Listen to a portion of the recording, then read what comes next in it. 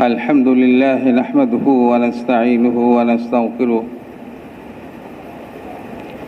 ونعوذ بالله من شرور أنفسنا ومن سيئات أعمالنا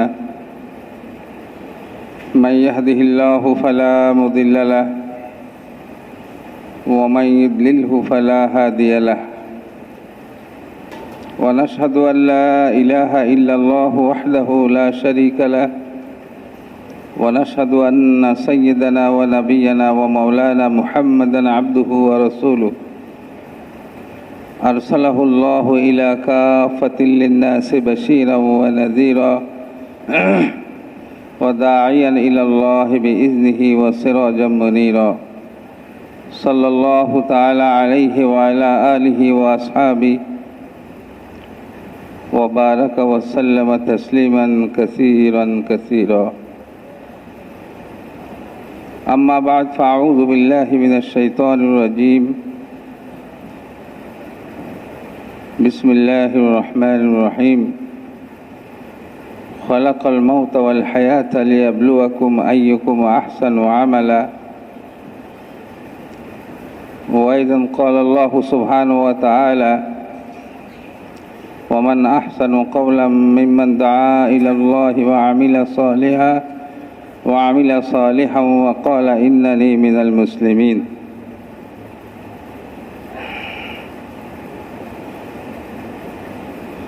صدق الله المولانا العظيم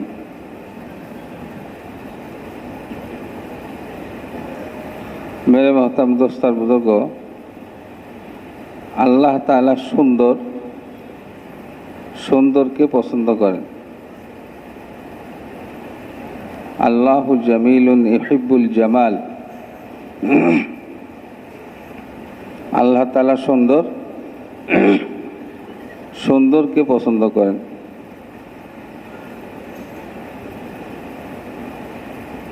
দেখেন না, আমাদেরকে সবচাইতে সুন্দর করে পয়দা করছেন। ওয়ালাকাদ খালাকনাল ইনসানা ফি আহসানি তাকওয়িম। আল্লাহ তাআলা বলেন যে আমি মানুষকে সবচাইতে সুন্দর কাঠামোর সাথে পয়দা করছি।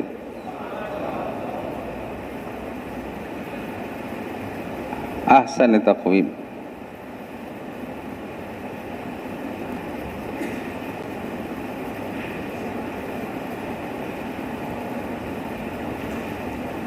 চোখ দুইটা দিছেন,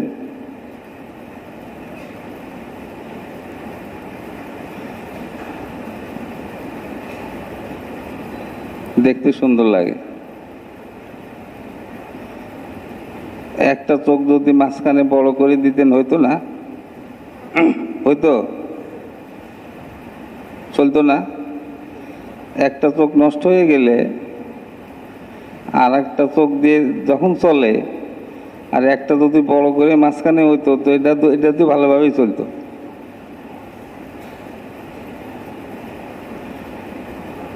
তো দুইটা দিচ্ছেন, সুন্দর দেখা যায়। কান দুইটা দিচ্ছেন, একটা কান যদি দিতেন আর একটা যদি সমান থাকতো একদিকে, কিরকম দেখা যায়? জি, যাদের কানের কোনো সমস্যা হয়েছে একটা সমান, কেমন দেখা যায়? অসুন্দর দেখা যায় না?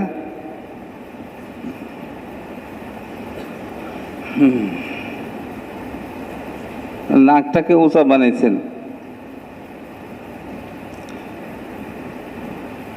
আর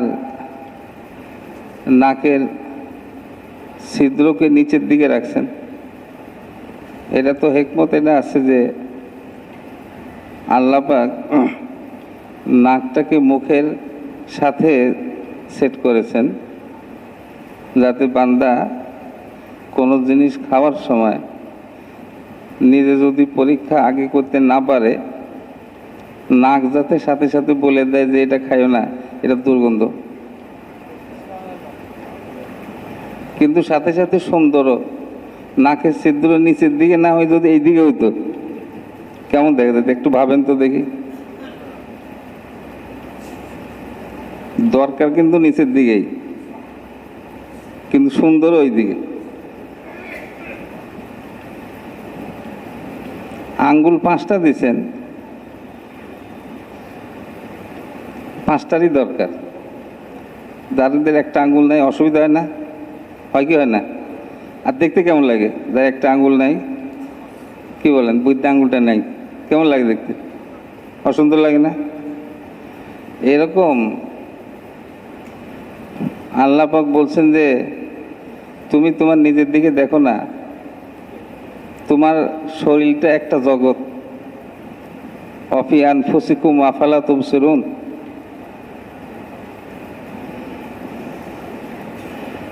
তুমি ভাবতাম দোস্তা বুঝো,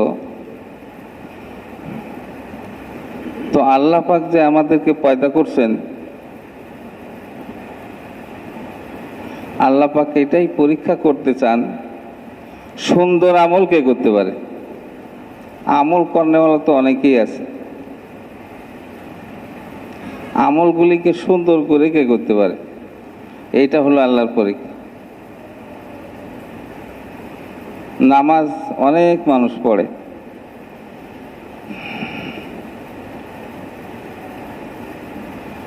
কিন্তু কত নামাজি এরকম আছে যে নামাজ পড়ে আরো আল্লাহ থেকে দূরে চলে যায়।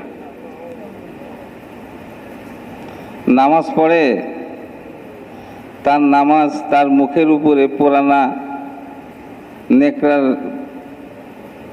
মতো পেঁচায় তার মুখের উপরে নিক্ষেপ করে দেওয়া হয়। আল্লাহ তাআলা আমাদেরকে এরকম নামাজ পড়ার থেকে হেফাজত করেন। কিন্তু আল্লাহ তাআলা চান যে বান্দা নামাজটাকে সুন্দর করে পড়ুক।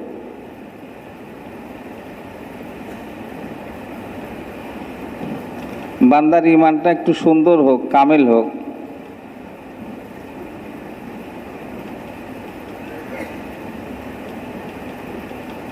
গ্রামের কিছু লোকজন আরবের,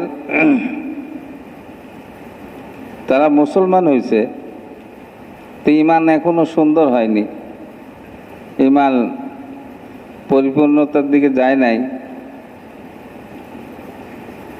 তো তারা যখন বলছে যে আমরা ইমান আনছি, তো আল্লাহ তাআলা হুজুর সাল্লাল্লাহু আলাইহি ওয়াসাল্লামকে বলছেন যে আপনি তাদেরকে বলে দেন যে তোমরা এখনো ওইরকম ভালো ইমান আনতে পারো নাই, সুন্দর করে ইমান আনতে পারো নাই। তবে এতটুকু বলে যে আমরা কেবল বশ্যতা স্বীকার করছি, ইসলামের সামনে আমরা মাথা ঝুঁকিয়েছি, ইমান এখনো তোমাদের দিলের মধ্যে ঢোকে নাই। ইমান তো দিলের ভিতরে ঢুকতে হবে। তুমি মহতারাম দোস্ত বুজুর্গ, তো আল্লাহ পাক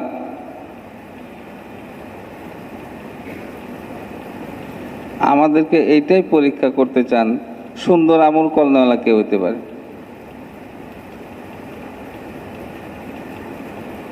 জিকিরটা করতেছে সুন্দর করে, কোরআনের পাকের তেলাওয়াতটা করতেছে সুন্দর করে,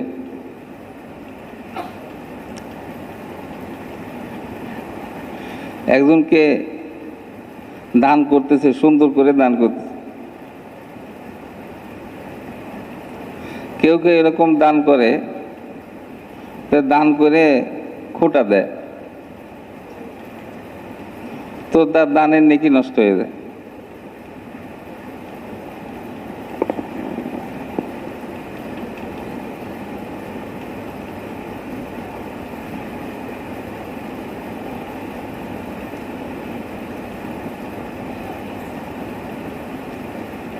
তো দান করে খোঁটা দেওয়া যাবে না, আবার দান করে নাম চায়, আমার একটু খ্যাতি অর্জন হোক, নাম হোক, তো সুন্দর দান হইল না।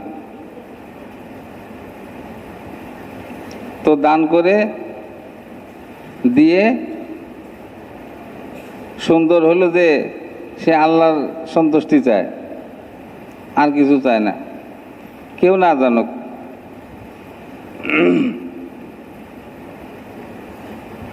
আল্লাহ জানলেই হয়েছে। তো সে এমনভাবে দান করে যে ডান হাত দিয়ে দান করে, বাম হাতও জানে না।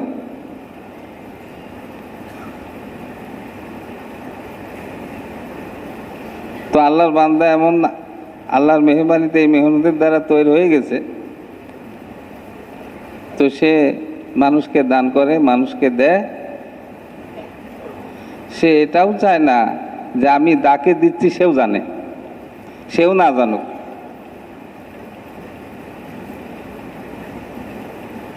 তো সে চায় যে একমাত্র আল্লাহই জানুক, আমি যাকে দিচ্ছি সেও না জানে। এটা হলো সুন্দর দান। আর আমি কি চাই যে আমি দান করি যে সবাই জানুক, কিন্তু অসুন্দর দান হইল। এইটা আল্লাহ পাক মানুষকে দেখানোর জন্য যে নামাজ পড়লো, সে শিরিকের মতো কাজ করল। মান সাল্লা ইউরাই ফাকাদ আশরাক, যে মানুষকে দেখানোর জন্য নামাজ পড়লো, সে শিরিকের মতো কাজ করল। যে মানুষকে দেখানোর জন্য রোজা রাখলো, সে শিরিকের মতো কাজ করলো। ওই যে আল্লাহর সাথে শিরিক, যে সে আল্লাহকেও দেখায়, আবার আরেকজন বান্দাকেও দেখাইতে চায়। ওমান তাসাদ্দাকা ইউরাই ফাকাদ আশরাক, যে মানুষকে দেখানোর জন্য সদকা করে, সে শিরিকের মতো কাজ করে।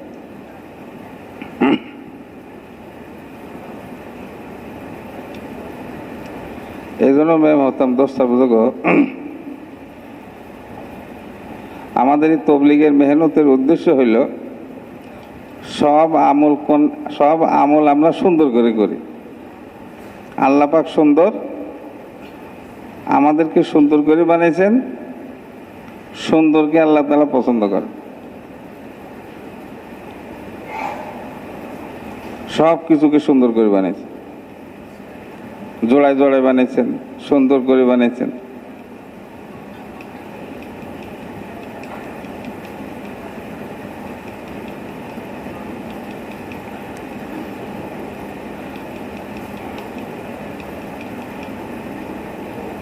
জান্নাতের মধ্যে আল্লাহ পাক যেরকম শারীরিক সৌন্দর্য দিবেন জান্নাতীদেরকে, তো জান্নাতের সব নেয়ামতের নমুনা আল্লাহ পাক দুনিয়াতে দিছেন। যে বান্দা দেখো, সবাই যায় একটু লম্বা, কি বলেন? আমার এক সাথী বেচারা ছেলেকে বিয়ে দিবে, তো লম্বা মেয়ে খুঁজতে পায়, লম্বা মেয়ে পায় না।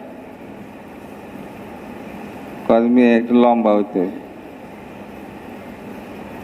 অন্য গুণে মিলে, কিন্তু লম্বার দিক দিয়ে আর মিলাতে পারতেছে, লম্বা পছন্দ করে। তো আল্লাহ পাক জান্নাতের মধ্যে প্রত্যেক জান্নাতীকে 60 গজ করে লম্বা বানাবেন। কয় গজ? ওইটা নমুনা রাখছেন হলো আদম আলাইহিস সালাম। আদম আলাইহিস সালামকে আল্লাহ পাক 60 গজ করে বানাইছিলেন, 60 গজ লম্বা করে বানাইছিলেন। এই চাল পর্যন্ত কয় গজ হবে? জি 10 গজ। 10 গজের বেশি হবে মানে, হ্যাঁ না ধরেন না, তাহলে 60 গজ কত হবে চিন্তা করেন। প্রত্যেক জান্নাতে এরকম 60 গজ লম্বা হবে।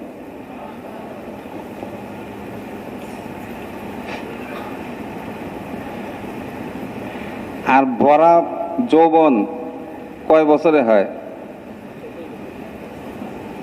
33 বছরে না? ঢাকা শহরের বেশিরভাগ তো 30 বছরের আগে বিয়ে শাদী করে না। 30 পার হইলে আস্তে আস্তে বিয়ে শাদীর কথা আলোচনা শুরু হয়। 33 বছর হইলে একবারে পরিপূর্ণ যৌবনকাল। তো আল্লাহ পাক জান্নাতীদের বয়স রাখছেন 33 বছর, পুরুষ মহিলা সব 33 বছর।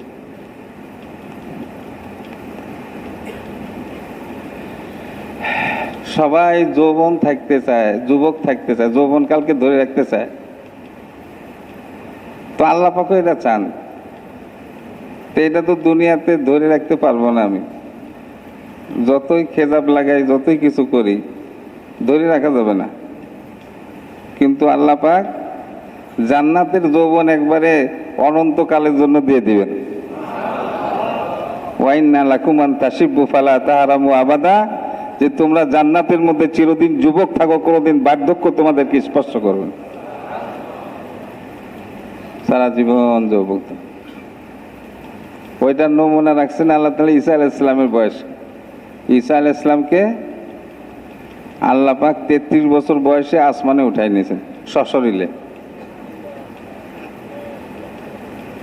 ঈসা আলাইহিস সালামকে যখন দুশমনরা শহীদ করতে চাইছে, আল্লাহ পাক তার কুদরত দিয়ে ঈসা আলাইহিস সালামকে আসমানে উঠাই নিয়েছে।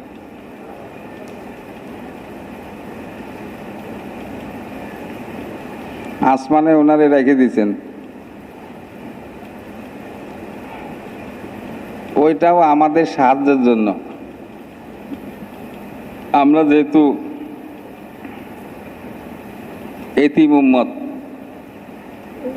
এতিম কারে বলে? বাপ না থাকলে তার কি কয়? এতিম। তো আমাদের নবী হযরত মুহাম্মদ রাসূলুল্লাহ সাল্লাল্লাহু আলাইহি ওয়াসাল্লাম আমাদের রুহানি পিতা।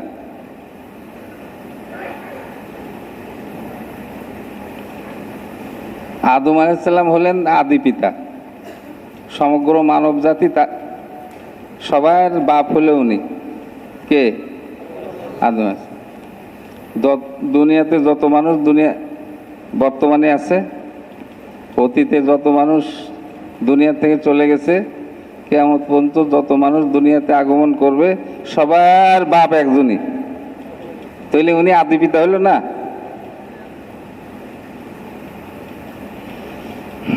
আর ওই যে আমাদের হাজী সাহেবরা হজ করে ফিরতেছে না, মক্কা মুকাররমাতে যতগুলি নিদর্শন, সব ওই যে ইব্রাহিম আলাইহিস সালাম, ওনার স্ত্রী হাজরা আলাইহিস সালাম, ছেলে ইসমাইল আলাইহিস সালাম, ওনাদের নিদর্শন। ওইখানে ইব্রাহিম আলাইহিস সালামের পায়ের ছাপ বিশিষ্ট পাথর আছে, ওই যে গ্লাসের মধ্যে দেখেন না, মকামে ইব্রাহিম। ওইটা ওই মকামে ইব্রাহিমের কথা আল্লাহ পাক কোরআনের পাকের মধ্যে উল্লেখ করছেন। ওইটা একটা বেহেশতি পাথর। তো ইব্রাহিম আলাইহিস সালাম আর ইসমাইল আলাইহিস সালাম যখন আল্লাহর ঘর নির্মাণ করতেছিলেন, তখন উঁচা না, আল্লাহর ঘরটা মানে প্রায় 2.5-3 তলার হাইট, ঠিক না? প্রায় 2.5 তলা 3 তলার হাইট। তো তো গাঁথনি করতে করতে এর বর্ণনা 2 রকম আসছে, যে ইব্রাহিম আলাইহিস সালাম মিস্ত্রির কাজ করছেন, ইসমাইল আলাইহিস সালাম ওই সহযোগীর কাজ করছেন, সহায়তার কাজ করছেন। আবার এরকমও বর্ণনা আছে দুইজনই স্বতন্ত্রভাবে মিস্ত্রির কাজ করে, দুইজনই। তো ওই পাথরের উপরে দাঁড়িয়ে গাঁথনি করছেন। তো যখন উপরের দিকে উঠার দরকার হইতো, তো ওই পাথর লিফটের মতো ওনাদেরকে উপরে উঠাই দিয়ে দেন। আবার যখন নিচে আসার দরকার হতো, নিচে চলে আসতো। ও পাথর ওইটা, ওই ইব্রাহিম আলাইহিস সালাম পায়ের ছাপ আছে ওখানে, বেহেশতি পাথর। আবার যে হজরে আসওয়াদ, ওটাও বেহেশতি পাথর।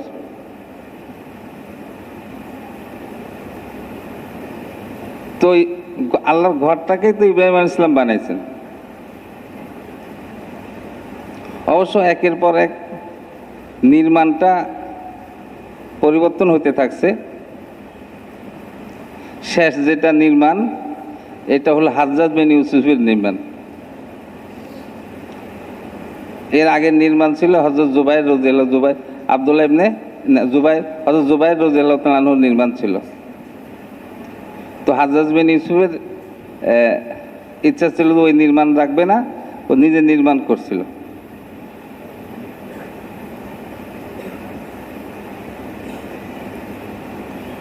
হুজুর আকরাম সাল্লাল্লাহু আলাইহি ওয়াসাল্লাম আশা ব্যক্ত করেছিলেন যে কিয়ামত পর্যন্ত মানুষ আল্লাহর ঘরকে ভাঙবে আর পরিবর্তন করবে। এটা যদি আমার আশঙ্কা না না হতো, তা আমি ঘরকে ওই হাজ্জাজ বিন ইউসুফ যে মানে ঘরকে যে মানে যেভাবে ছিল ওইটাকে পরিবর্তন করতে চাইছিলেন। হাজ্জাজ বিন তো পরে করছে। তো ওই যে একটা আলাদা দেখেন না, দেওয়াল আলাদা, হাতিম যেটাকে বলা হয়, ওইটা আল্লাহর ঘরের ভিতরের অংশ। কুরাইশ যখন আল্লাহর ঘর নির্মাণ করে, তাদের হালাল পয়সা পুরা ঘরের নির্মাণের জন্য সংকুলান না হওয়াতে ওই জায়গাটুক তারা আল্লাহর ঘরের বাইরে করে দিছে। এটাও আল্লাহ তাআলার একটা মেহেরবানি যে বান্দারা, সাধারণ মানুষ আল্লাহর ঘরের ভিতরে অনেকে যায় নামাজ কালাম পড়তে পারে না, তো বাহিরে কিছু আল্লাহর ঘরের অংশ থাকাতে অনেকেই আল্লাহর ওইখানে যায় নামাজ পড়া। মানে কোথায় নামাজ পড়া? আল্লাহর ঘরের ভিতর। আগে তো যাইতে দিত ওখানে, এখন তো যাইতে দেয় না, অনেক খালি করে। এরপরে ওই যে সাফা মরার মাঝখানে যে দৌড়াদৌড়ি, এটা হলো হাজেরা আলাইহিস সালামের দৌড়াদৌড়ির নিদর্শন, হযরত ইব্রাহিম আলাইহিস সালামের বিবি। তারপরে যে জমজম কুয়া, এটা ইসমাইল ইসলামের পায়ের আঘাতে ওইটা আল্লাহ পাক কুদরত চালু করছেন। মোট কথা ইব্রাহিম আলাইহিস ইসলামের সব নিদর্শন। এই জন্য আল্লাহ তাআলা বলছেন যে দ্বীনে ইসলাম তোমাদের পিতা ইব্রাহিম আলাইহিস ইসলামের দিন। তো ইব্রাহিম আলাইহিস ইসলাম যে আমাদের পিতা, এটা কে বলছেন? বলেন না, আল্লাহ তাআলা বলছেন জাতির পিতা, মিল্লাতু আবিকুম। এই দ্বীনে ইসলাম তোমাদের পিতা ইব্রাহিম আলাইহিস ইসলামের দিন। আর একজন হলো রুহানি পিতা, তিনি কে? হুজুর আকরাম সাল্লাল্লাহু আলাইহি ওয়াসাল্লাম। হযরত নবী করিম সাল্লাল্লাহু আলাইহি ওয়াসাল্লাম বলেন যে আমি তোমাদের জন্য পিতার ন্যায়। বাপ যেরকম ছেলেকে সব কিছু শিখায়, আমিও তোমাদেরকে এরকম সব কিছুই শিখাই। এস্তেঞ্জাখানায় কেমনে যাবে, কোন পাও দিয়ে ঢুকবে, কোন পা দিয়ে বের হবে, কেমনে বসবে, তারপরে পরিষ্কার, সব কিছু শিখেছেন আল্লাহ। ছেলে বাপকে যেরকম, বাপ ছেলেকে যেরকম শেখায় এরকম শেখায়। তো আর একজন হলেন জন্মদাতা। এই চার বাপ মনে থাকবে? আর কারোর বাপ করবেন না তো?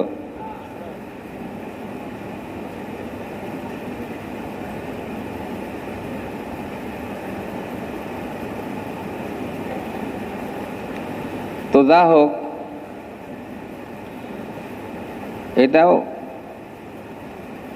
বলছে যে হাদিসে পাকে নিষেধ আসছে যে কেউ বাপ না, তারে যদি বলেন আমার বাপ, এটা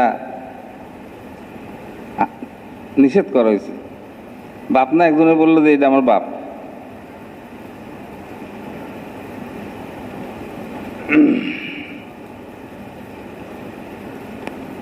তো আমরা হইলাম এতিম উম্মত। এতিম, এতিম মানে রুহানি দিক দিয়ে এতিম। তো এতিমের উপরে তো সবাই দয়া করে, কি বলেন? এতিমের উপরে সবাই একটু দয়া করতে আগ্রহী থাকে। যেমন হাদিসে পাকের মধ্যে আসছে যে কেউ যদি এতিমের মাথার উপরে হাত বুলায় দেয়, তার হাতের নিচে যতগুলি চুল পড়বে এত নেকি আল্লাহ পাক তাকে দান করবে।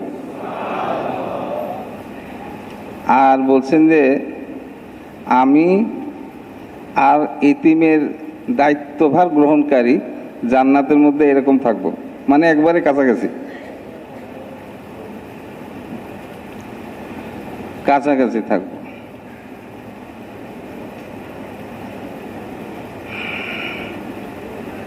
তো আমরা এতিম উম্মত। তো এতিমকে সাধারণ আমরা বাস্তব যারা এতিম, বাপ নাই, তাদেরকে যেরকম সবাই সহযোগিতা করে, সাহায্য করে, দয়া করে, আমরা এতিমি মত আল্লাহ আমাদের উপরে দয়া করবেন না? জি, এজন্য হাদিসে পাকের মধ্যে বলা আছে যে ওই উম্মত কিভাবে ধ্বংস হতে পারে, যার শুরুতে আমি মুহাম্মদুর রাসূলুল্লাহ আছি, মাঝখানে ঈসা আছেন, শেষে মাহদি, মাঝখানে মাহদি আছেন, শেষে ঈসা আছে। তো আল্লাহ পাক এই উম্মতের সহযোগিতার জন্য, এই উম্মতের সাহায্যের জন্য ঈসা আলাইহিস সালামকে 33 বছর বয়সে একবার সশরীরে আসমানে উঠায় রিজার্ভ করে রাখছেন। আমাদের সহযোগিতার জন্য আল্লাহ পাক তাকে আবার সশরীরে আসমান থেকে নামাই দিবেন।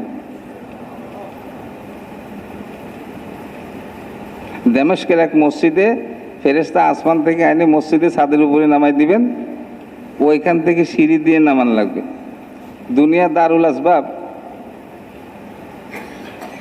আসমান থেকে ওখানে আসতে সিঁড়ি লাগবে না, ওই মসজিদের ছাদের থেকে নিচে নামতে সিঁড়ি লাগবে। জি, জান্নাতে খিদা লাগবে না, দুনিয়াতে খিদা লাগে। জান্নাতে যে মানুষ খাবে খিদা লাগার কারণে খাবে না, জান্নাতে খাবে মজা হাসিল করার জন্য। জানেন না, খানা পিনা শেষ হওয়ার পরে পানিও খায়, চা কফি খায়, ওইটা খিদে লাগার কারণে খায় না, একটু একটু ধরেন ভালো লাগে, খাওয়া দাওয়া শেষ একটু পানিও খায়, একটু চা কফি খায়। তো ঠিক অনুভাবে জান্নাতীরা যে খাবে খিদা লাগার কারণে খাবে না, মজা হাসিল করার জন্য খাবে। তো তাই বলে কি খিদা লাগবে না, তাই বলে কম খাবে? হ্যাঁ, বা ভাই খিদা নাই তো সামান্য একটু খাইলো, ও খিদা নাই 1,60,000 প্লেট খাবে।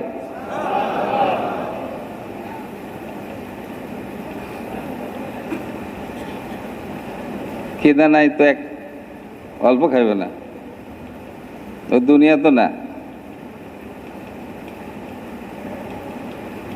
তো ঈসা আলাইহিস সালামকে আল্লাহ পাক আসমানে উঠায় রাখছেন 33 বছর বয়সে। ওইটা হলো জান্নাতীদের বয়সের মডেল, নমুনা। সব জান্নাতি ওরকম 33 বয়সের হবে, নি বুড়া কেউ থাকবে না, সব জোয়ান, চিরস্থায়ী জোয়ান।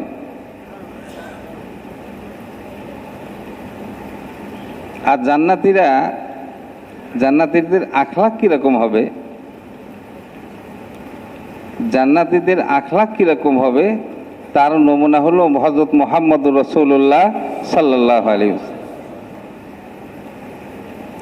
যার আখলাক সম্পর্কে আল্লাহ তাআলা নিজে প্রশংসা করছেন, ইন্নাকা লাআলা খুলুকিন আযীম, আপনি মহান চরিত্রের অধিকারী।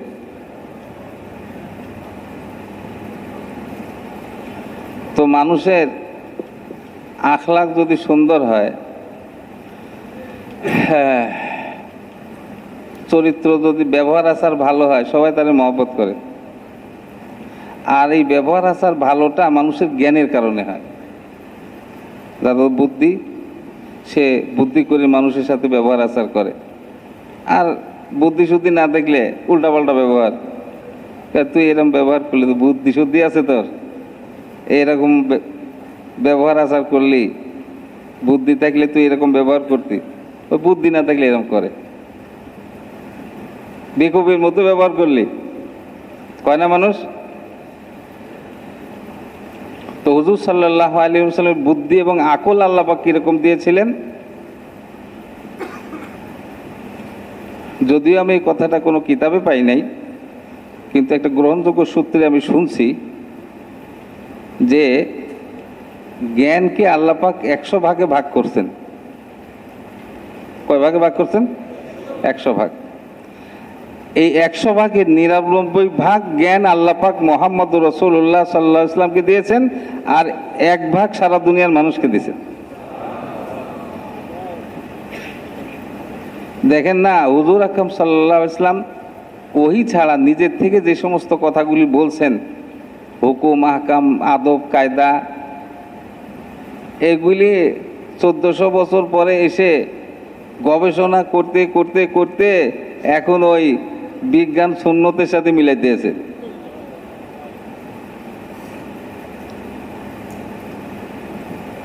হুজুর সাল্লাল্লাহু আলাইহি ওয়াসাল্লাম বলছেন যে প্রত্যেক সপ্তাহে 2টা রোজা রাখা, সোমবারে আর বৃহস্পতিবারে। প্রত্যেক মাসে 3টা রোজা রাখা, আইয়ামে বীজ, 13, 14, 15 তারিখ হলো চাঁদের রোজা। তারপরে বলছেন যে হাদিসে পাকের মধ্যে এরকম আসছে যে পেট পুরা করেই খেতে চায়, সেজন্য পেটকে 3 ভাগ করে, 1 ভাগ খাদ্য, 1 ভাগ পানি, 1 ভাগ খালি, মানে কম খাওয়া আর কি। তো এখন গবেষণা করতে করতে কম খাওয়া আর রোজা আর ফাস্টিং একবারে এত চালু হওয়া শুরু হয়েছে। তো বলছেন যে ওইখানে আমভাবে বলছেন যে খিদা লাগলে খাওয়া, খেতে বসে খিদা অবস্থায় উঠে যাওয়া। একবার মদিনাতে বাইরের এক ডাক্তার গেছে, তো কোনো রোগীই পায় না। তো এক পর্যায়ে সে ফিরে চলে আসতেছে, তো সাহাবায়ে কেরামের কাউকে জিজ্ঞাসা করছে যে আমি এতদিন তোমাদের এখানে রইলাম, কোনো রোগীই তো পাই না, তোমরা তোমাদের জীবনযাত্রা কেমন? তো কয় যে আমাদের নিয়ম হইল যে আমরা খিদা লাগলে খাই, আবার খেতে বসে খিদা অবস্থায় খানা পরিহার করি, ছেড়ে দেই। কয় যে এইভাবে যদি তোমরা চলো, তোমাদের কোনো রোগী হবে না।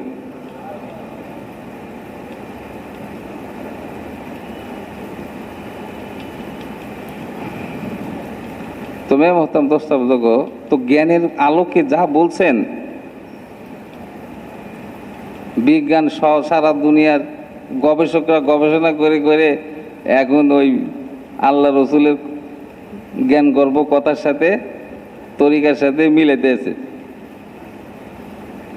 তো এত জ্ঞান আল্লাহ পাক তাকে দিয়েছিলেন, স্বভাব তো তার আখলাক সুন্দরী হওয়ার কথা।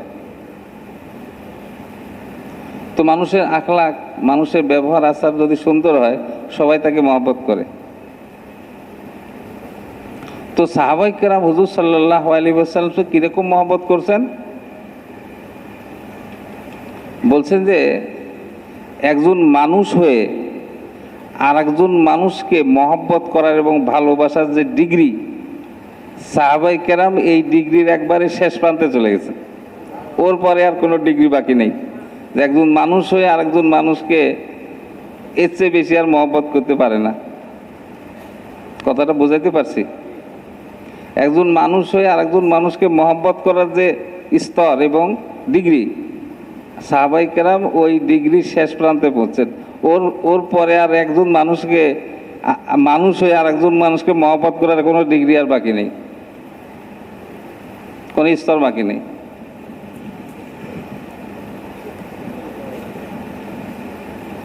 তো সমস্ত বেহেশতি তাদের আখলাক হুজুর সাল্লাল্লাহু আলাইহি ওয়াসাল্লামের আখলাক হবে।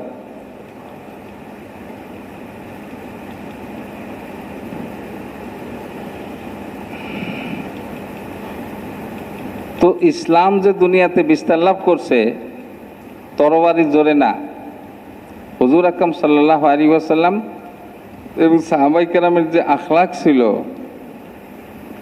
ওই আখলাকের সৌন্দর্যতাই পৃথিবীবাসীকে মুগ্ধ করছে। যে এরকম আখলাকের অধিকারী নবী হতে পারেন, তাছাড়া কেউ।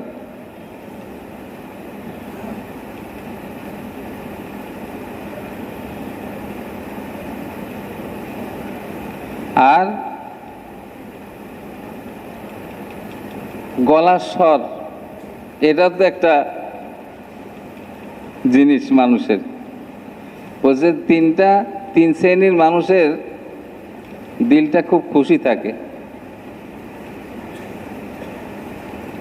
এক হইল যার লেখা সুন্দর, হস্তলিপি লেখা সুন্দর, তার মনটা খুশি থাকে। লেখে যখন মনে হয় যে টাইপ করতেছে, তো যার লেখাটা সুন্দর তার মনটা খুশি থাকে। কারণ হাত দিয়ে সে যখন লিখতেছে, মানে পৃষ্ঠার দিকে তাকাই থাকতে মনে চায়, তো তার মনটা ভালো লাগবে না? স্বভাবতই। আর একটা লোক হইল যে লোকটার বিবি সুন্দরী, এর মনটা একটু খুশি থাকে। আর হইল যার গলার টন সুন্দর, গলার সুর সুন্দর, এই লোকটার মনও খুশি থাকে। যখন কোরআন বাক তেলাওয়াত করে তো সবাই মুগ্ধ হয়ে শুনে, হাজার হাজার মানুষ তার তেলাওয়াতে আনন্দ পায়, খুশি হয়। তো গলার স্বরও একটা উল্লেখযোগ্য জিনিস। তো আল্লাহ পাক দুনিয়ার মধ্যে সবচেয়ে সুন্দর গলার অধিকারী রাখছিলেন দাউদ আলাইহিস সালাম। হযরত দাউদ আলাইহিস সালাম যখন জাবুর কিতাব তেলাওয়াত করতেন নদীর ধারে বসে, অথচ দাউদ আলাইহিস সালামের চাইতে বড় নবী, সমস্ত নবীদের শ্রেষ্ঠ তো আমাদের নবী হযরত মুহাম্মদুর রাসূলুল্লাহ সাল্লাল্লাহু আলাইহি ওয়াসাল্লাম। আবার জবুর কিতাবের চাইতে কোরআন শরীফের মর্যাদা বেশি। তো হযরত দাউদ আলাইহিস সালাম যখন জাবুর কিতাব নদীর পাশে বসে, নদীর পাড়ে বসে তেলাওয়াত করতেন, মাছ থেমে যেত ওনার জবুর কিতাবের তেলাওয়াত শোনার জন্য। জি, তো যদি কোরআন শরীফ হইতো, জি কিরকম হইতো? ওই তো কোরআন তো তেলাওয়াত করে আল্লাহ পাক শোনাবেন জান্নাতে জান্নাতীদেরকে, সূরা রহমান তেলাওয়াত করে শোনাবেন। তো প্রত্যেক জান্নাতীর গলার স্বর হবে দাউদ আলাইহিস সালামের মতো। একজন সাহাবী খুব সুন্দর গলায় কোরআন শরীফ তেলাওয়াত করতে পারতেন। হুজুর সাল্লাল্লাহু আলাইহি ওয়াসাল্লাম তাকে বলছেন, তোমাকে তো দাউদ আলাইহিস সালামের বাঁশি সময়ের একটা বাঁশি দেওয়া হয়েছে। উদিতা মিজমারান মিন মাজামির আলে দাউদ। বেমহতাম দোস্তাবুজগ। আর একটা হলো শারীরিক সুন্দর, এইটা অনেক গুরুত্বপূর্ণ, মানে চেহারা সুরত কিরকম। তো এটার আল্লাহ পাক নমুনা রাখছেন ইসু আলাইহিস সালামকে। কাকে? ইসু আলাইহিস সালাম। দেন না, মিশরি মানুষগুলি আসে না আমাদের দেশে, দেখছেন না কিরকম ধবধবে সুন্দর। তো ইসুফ আলাইহিস সালামকে তো আল্লাহ পাক খাসভাবে বানিয়েছেন। তো এটা তো হাদিসে পাকের মধ্যেই আসছে যে আল্লাহ পাক সুন্দরকে দুই ভাগ করছেন। কি বলেন? বাংলাদেশের মানুষ সুন্দর, রাশিয়ার মানুষ সুন্দর, অমুক ছেলে সুন্দর, অমুক মেয়ে সুন্দরী। জি, তো এরকম সুন্দর, তো আল্লাহ পাক সুন্দরকে দুই ভাগ করে এক ভাগ সারা দুনিয়ার মানুষকে দিয়েছেন, আর এক ভাগ পুরাটা ইউসুফ আলাইহিস সালামকে দিয়েছেন। এখন বুঝেন কিরকম সুন্দর হইতে পারে, আল্লাহ পাক কিরকম বানাইতে পারেন। তো এখন ইয়াকুব আলাইহিস সালাম এরকম ছেলে, তো ইয়াকুব আলাইহিস সালামের এক বিবির থেকে ইউসুফ আলাইহিস সালাম আর বিনিয়ামিন, আর এক বিবির থেকে ওনারা অনেক ভাই। তো এরাকে মহব্বতটার কি বলেন, ছেলেটা যদি একটু দেখতে শুনতে সুন্দর লাগে তো মহব্বতের জন্য কি আর কিছু লাগে? স্বভাব তো দিল তার দিকে ঝুঁকে যায়। এখন বাপ ইয়াকুব আলাইহিস সালাম তাকে একটু বেশিই মহব্বত করবেন, এটাই স্বাভাবিক। দিল তো কারোর কন্ট্রোলে নেই। দিল যদি কারোর থেকে বেশি ঝুঁকে যায় আপনি কি করবেন? হুজুর আকরাম সাল্লাল্লাহু আলাইহি ওয়াসাল্লাম বলেন যে কেউ যদি একাধিক বিবাহ করে তো জিনিসপত্র সমান ভাগে ভাগ করতে হবে, কাপড় চোপড় সমান ভাগে ভাগ করতে হবে। চাই আগের বিবি হোক পরের বিবি হোক, নতুন হোক পুরাতন হোক, জোয়ান হোক বুড়া হোক, যাই হোক, জোয়ানকে যা তুমি বুড়াকে তাই দিতে হবে। জোয়ানকে যে যে দামি শাড়ি দিবেন, যে পরিমাণ মূল্যের শাড়ি দিতে হবে দিবেন, ও বুড়িকেও কিন্তু ওই দামেই দিতে হবে। একাধিক বিয়ে করতে মাসলা মাসাইল আগে জিজ্ঞাসা করে নিন, তারপরে।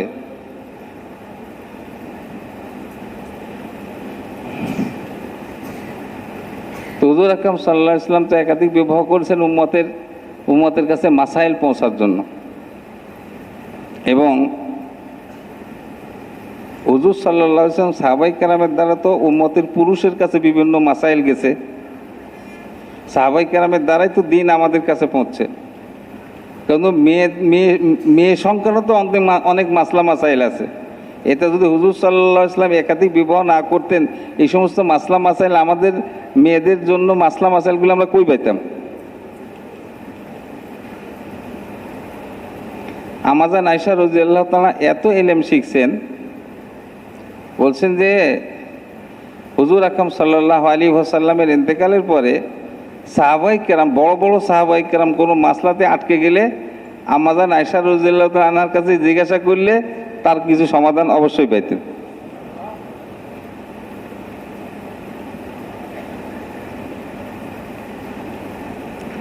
তো কোনো এক এক সফরে যাইতেন, এক এক বিবিকে সাথে নিতেন, তো তাদের থেকে বিভিন্ন সময় খুব মূল্যবান রায় এবং পরামর্শ মিলত। হুদায়বিয়ার সন্ধির সময় তো হুজুর আকরাম সাল্লাল্লাহু আলাইহি ওয়াসাল্লাম সাহাবায়ে কেরাম সহ উমরা করার নিয়তে বাইর হইছেন। তো এখন হুদায়বিয়া নামক স্থানে কাফেররা বাধা দিয়ে দিছে। এটা মক্কা বিজয়ের আগের কথা, যাইতে পারবেন না।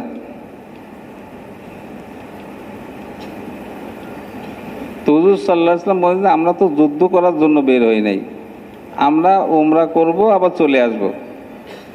না, এখন যাইতে পারবেন না, আগামী বছর যাবেন। তারপরে বাধা দিয়ে দিছে। এখন হুজুর সাল্লাল্লাহু আলাইহি ওয়াসাল্লাম বলছেন যে বড় ধরনের কোনো সমস্যা যদি না হয় তারা যে শর্ত দিবে মেনে নিব। শেয়ারে ইসলামের কোনো ক্ষতি যদি না হয়। এখন তারা সুযোগ পায় বলতেছে যে এই যে আগামী বছর যে আপনি আসবেন 3 দিন থাকতে পারবেন, 3 দিনের বেশি থাকতে পারবেন না। কত? ঠিক আছে, লেখো 3 দিন। আবার সন্ধিনামা লেখার সময় হুজুর আকরাম সাল্লাল্লাহু আলাইহি ওয়াসাল্লাম বলতেছেন যে লেখো এটা মুহাম্মদুর রাসূলুল্লাহর পক্ষ থেকে সন্ধি। তো এখন ওই কাফেরদের পক্ষ থেকে আসছিল সোহাইল। তো কয় যে আপনাকে যদি আমরা মুহাম্মদুর রাসূলুল্লাহ মানবো তাহলে আপনার সাথে তো কোনো বিরোধী নাই। মুহাম্মদুর রাসূলুল্লাহ লেখা যাবে না, লেখেন মুহাম্মদ বিন আব্দুল্লাহ। তো হুজুর হযরত আলী রাদিয়াল্লাহু তাআলা লিখতেছিলেন সন্ধিনামা। তো হুজুর সাল্লাল্লাহু আলাইহি ওয়াসাল্লাম আলী রাদিয়াল্লাহু বললেন যে আচ্ছা ঠিক আছে, মুছে দাও, মুহাম্মদুর রাসূলুল্লাহ মুছে দিয়ে মুহাম্মদ বিন আব্দুল্লাহ লেখো।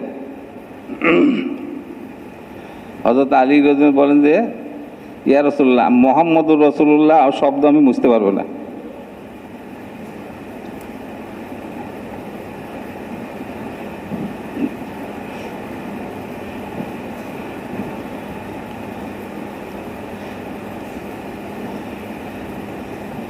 অনেক সময় নির্দেশ আদবের উপরে হয়, অনেক সময় আদব নির্দেশের উপরে হয়। এটা আরবির পরিভাষায় বলে যে আল আমরু ফাওকাল আদব অথবা আল আদবু ফাওকাল আমর। যে তো হযরত আলী রাদিয়াল্লাহু তাআলা হুজুর সাল্লাল্লাহু আলাইহি ওয়াসাল্লামের কথা শুনতেছেন না, হুকুম মানতেছেন না, মানে আদবকে উপরে রাখছেন। আর হযরত আলী রাদিয়াল্লাহু বলছেন যে আল্লাহ রসুল যে আমাকে মুহাম্মদুর রাসূলুল্লাহ মুছে দিতে বলতেছেন, এটা কোনো জরুরি বিষয় না যে আমি মুছে দিব। আমি আল্লাহ রসুলও তো চাচ্ছেন যে মোছা না হোক। আসলে ওই যে সোহাইল কাফেরদের পক্ষ থেকে যে আসছিল, সে কথাবার্তা বলতেছিল আলী রাদিয়াল্লাহুর সাথে।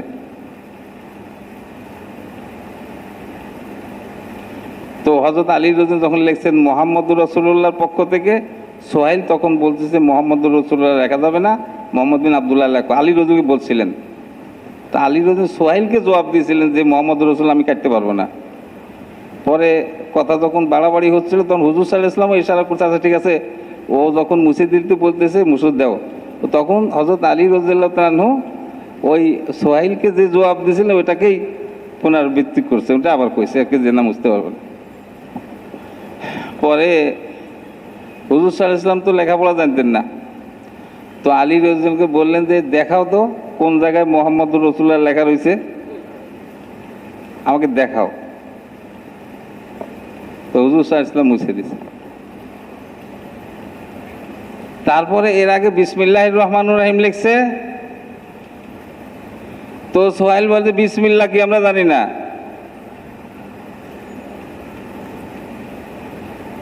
লেখেন বিসমিকা আল্লাহুম্মা, এটা স্যার এটা লেখেন, বিসমিল্লাহির রহমানির রহিম জানি না। তুই তাই লেখো। ওই যে তবলিগের মধ্যে একটা কথা আছে না যে ঠগার মধ্যে জিত, হ্যাঁ শুনেন না আপনারা, যে আমাদের ঠগার মধ্যে কি জিত। আমরা যদি এখানে ঠকছি তো আমরা জিতছি। তারপরে তারা কি কয় যে আপনারা যে আগামী বছর আসবেন, আপনাদের কেউ যদি মক্কাতে থেকে যেতে চায় আপনারা তাকে নিষেধ করতে পারবেন না, থাকতে নিষেধ করতে পারবেন না, সে থাকে যাবে। আর আমাদের কেউ যদি মদিনায় আপনার সাথে চলে যেতে চায় তাকে ফেরত দিতে হবে। তো সাহাবায়ে কেরাম বলেন যে ইয়া রাসূলুল্লাহ এই শর্ত আমরা মানবো যে আমাদের কেউ যদি থেকে যায় তাকে আমরা নিষেধ করতে পারবো না, আর তাদের কেউ যদি এখানে থাকে আমরা তাকে রাখতে পারবো না, ফেরত দিতে হবে, এই শর্ত আমরা মানবো? হুজুর আকরাম সাল্লাল্লাহু আলাইহি ওয়াসাল্লাম হ্যাঁ মানো, কারণ যে আমাদের পক্ষ থেকে যে মক্কায় চলে যাবে আল্লাহ পাক তারে আমাদের থেকে দূর করে দিয়েছেন, আর তাদের পক্ষ থেকে কেউ যখন আমাদের এখানে মুসলমান হয়ে আসবে আল্লাহ পাক তার কোনো রাস্তা করে দিবেন, কাজে অসুবিধা নেই।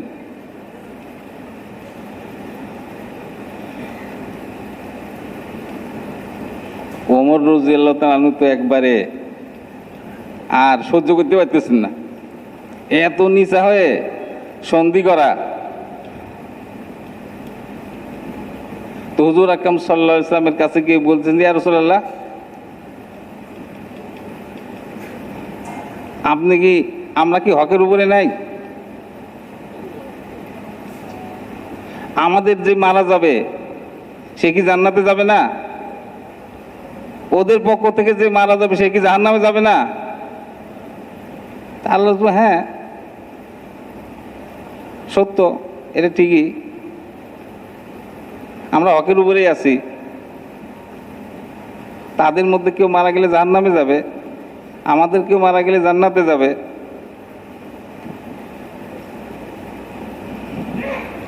তো হযরত ওমর বলছে তার বলে আমরা এত নিচা হয়ে কেন সন্ধি করব?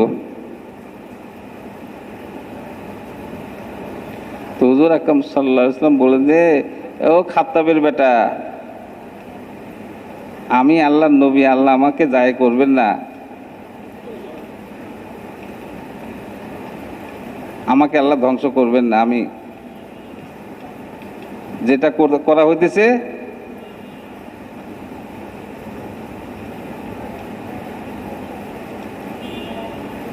তো যা হোক, এরপরে আবার আবু বকর রদির কাছে গুসায় আর থাকতে পারত আবু বকর রদির কাছে। আমরা কি হকের উপরে নাই? ওরা কি বাতিলের উপরে না? আমাদের কেউ মারা গেলে জান্নাতে যাবে না, ওনাদের কেউ মারা গেলে জাহান্নামে যাবে না?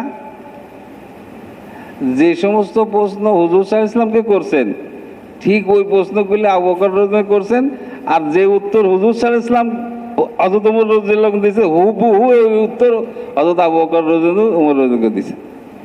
এটা হযরত আবু বকর রাদিয়াল্লাহু আনহুর একটা কেরামতি বলতে হবে।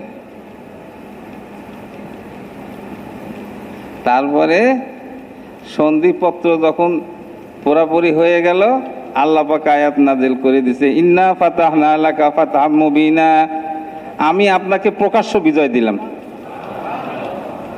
তো হুজুর সাল্লাল্লাহু আলাইহি ওয়াসাল্লাম বলেন যে এই আয়াত ওমরকে পড়ে শোনায় আসো।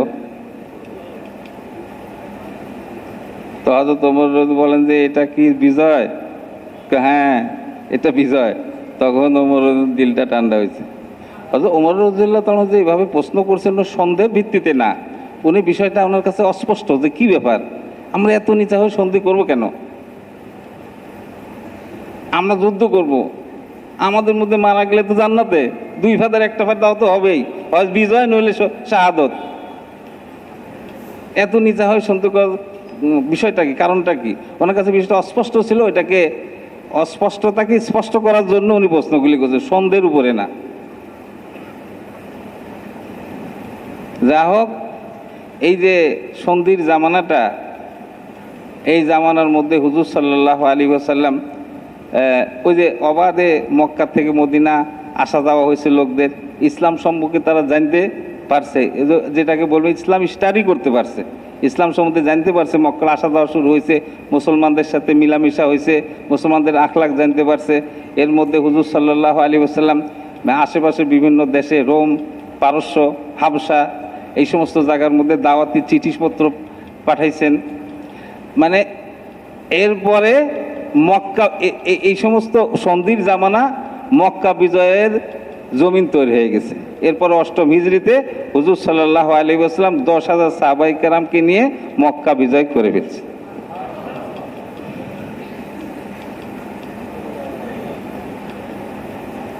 তুমি মহতারাম দোস্তার বুজুর্গ, তো হুজুর সাল্লাল্লাহু আলাইহি ওয়াসাল্লাম, ভাই কথা কোন দিক থেকে কোন দিকে গেল? জি জি, ও হ্যাঁ, তো হুজুর সাল্লাল্লাহু আলাইহি ওয়াসাল্লামের সাথে উম্মে সালমা রাদিয়াল্লাহু তাআলা আনহা ছিলেন মক্কা হুদায়বিয়া সন্ধির সময়। তো এখন সাহাবায়ে কেরাম তো মানে কিসের জন্য আমরা উমরা করতে বাইরেছি, আমরা উমরা না করে ফিরে যাবো, এরা তাদের আর মনে মানিয়ে নিতেছে না। কিন্তু উমরা করতে বের হইলে যদি বাধাপ্রাপ্ত হয়, তাইলে ওই মাথা মুন্ডন করে হালাল হয়ে যেতে হয়। এই মাসলা তো আপনারা সবাই জানেন। উমরা করতে বাইরেছে, প্রতিমধ্যে বাধাপ্রাপ্ত হয়েছে, আল্লাহর ঘর পর্যন্ত পৌঁছতে পারে নাই, তো হালাল এহরামের পরে হালাল হইতে হইলে কি করতে হয়? মাথা মুন্ডন করতে হয়। এখন হুজুর সাল্লাল্লাহু আলাইহি ওয়াসাল্লাম সাহাবায়ে কেরামকে মাথা মুন্ডন করতে কয়, কেউ মাথা মুন্ডন করে না। বুঝেন নাই? মানে সবাই মানে ভিতরে জ্বলতেছে যে আমরা উমরা করতে পারিছি।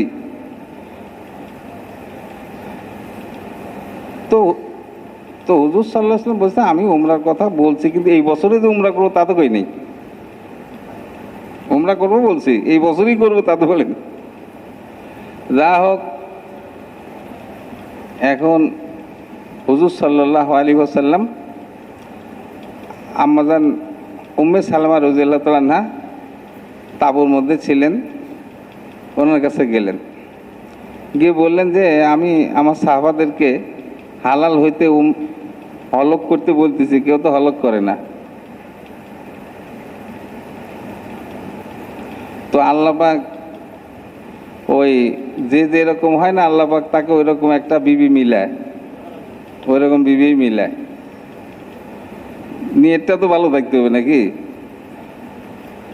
বিয়ে করার সময় যদি দিনের নিয়ত থাকে, দিনদারির নিয়ত থাকে, হাদিসে পাকের মধ্যে আসছে যে মেয়েদেরকে 4টা গুণের ভিত্তিতে বিবাহ করা হয়।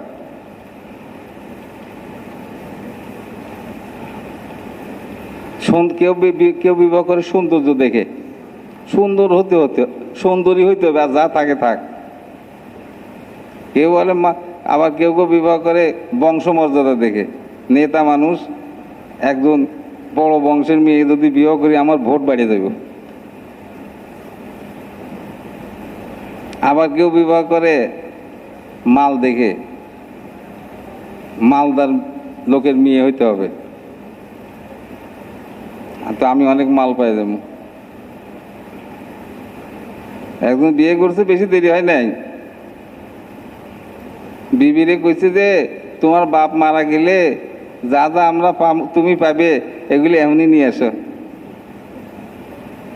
তো বাপ আবার একটু জ্বালালি তবিয়াতের লোক, তোর কাছে মেয়েই রাখবো না, আমি যা মেয়ে লয়ে চলে এসেছি। আমি মরে গেলে যে সম্পদ আমার মেয়ে পাবে, এখন এইগুলি লয়ে যেতে কও, তোর কাছে মেয়েই রাখবো, রাখেই নাই। তা দুঃখের বিষয় যে বিয়েটা আমি পড়াইছিলাম, যে আমার একটু দুঃখ, যে বিয়েটা আমি পড়াইলাম, বিয়েটা থাকলো না। সিলেটের ঘটনা। যা হোক, তো অনেকেই ওই মাল দেখে বিয়ে করে। একজন আমাকে বলতেছে যে অমুকে কিন্তু যে অমুকের মেয়েটারে বিয়ে করছে, এ কিন্তু মেয়ে দিয়ে বিয়ে করে না, বাপের টাকা পয়সা দিয়ে দেখে বিয়ে করছে। কথা বুঝে যাচ্ছে? একজনে বিয়ে করছে, ইউনিভার্সিটিতে পড়ে বলছে আমি ইউনিভার্সিটিতে পড়াশোনা করি আর বিজনেস করি কি, ওই যে ফুটপাতে কিছু বেচা কিনা করে। আর সরকারি মাদ্রাসায় কিছু পরীক্ষা টরীক্ষা দিয়ে ঘষা মাজা করে ইউনিভার্সিটিতে ভর্তি হয়েছে। কাজ আমি ইউনিভার্সিটিতে স্টাডি করি, পড়াশোনা করি আর বিজনেস করি। বিজনেস কি করে? ফুটপাতে ওই রুমাল টেবিল বেচায়, কিছু বেচাকেনি করে। এই সমস্ত কয়েকটায় পড়াশোনা করে চট্টগ্রাম ইউনিভার্সিটিতে। আর বিজনেস কি করে? বিজনেস কইছে, আর কি ও মেয়েওয়ালারা এত কিছু থাক, বিজনেস যখন কইছে তাহলে মনে হয় বিশাল কিছু হইব। আর তো এরকম বড় ঘরের মেয়ে, ধনী ঘরের মেয়ে বিয়ে করছে। তো ধনীর বেশিরভাগ তো ধরেন যে আল্লাহ আমাদেরকে মাফ করে দেন, টাকা পয়সা তো অনেকের জন্য হাদিসে পাকের মধ্যে আসছে যে নেমা মালুন সালিহুন রজুলিন সালে, উত্তম মাল উত্তম ব্যক্তির জন্য কতই না ভালো জিনিস। কিন্তু বেশিরভাগ মাল মানুষকে গুনার দিকে লয়ে যায়, নাফরমানির দিকে লয়ে যায়। দুনিয়ার মহব্বত, মাল থাকলে হাঁটা চলাই অন্যরকম, কথাবার্তার ধরন ভিন্ন। কি বলেন? মানে আসে কাছে যাওয়া যায় না, গরম। কিসের গরম? যে মালের গরম। মানে একজনে একটু মানে এমনি কইছে আর কি, যে কারোর পকেটে যদি টাকা থাকে, তোর হাঁটা দেখে আমি বলে দিই তোর পকেটে টাকা আছে। কথা বুঝে আসছে? আবার সামনে আগে বাড়ি এই কথা কইছে, টাকার পরিমাণ কম না বেশি এটাও হাঁটা দেখে বোঝা যাবে। মানে টাকার এরকম গরম। মনে করে যে আমি আমার বুদ্ধি বলে কামাই করছি। এটা তো কারণে কইছিল, কারণে বলছিল যে মুসা আলাইহিস সালাম যখন বলছিল যে আল্লাহ তোমার উপরে এহসান করছে, তুমি মানুষের উপরে এহসান করো।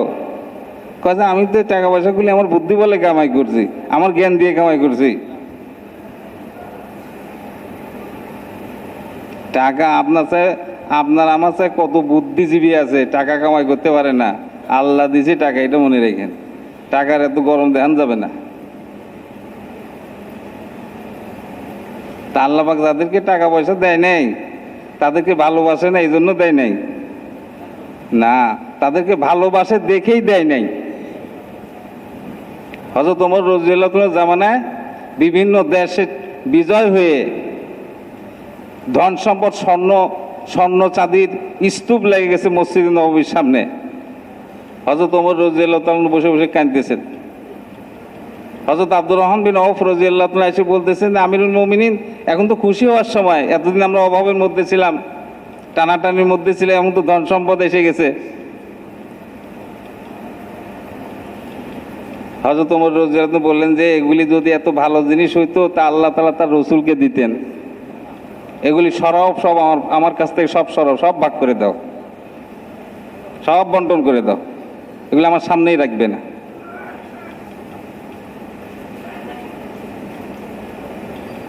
গরিবরা ধনীদের 500 বছর আগে জান্নাতে যাবে।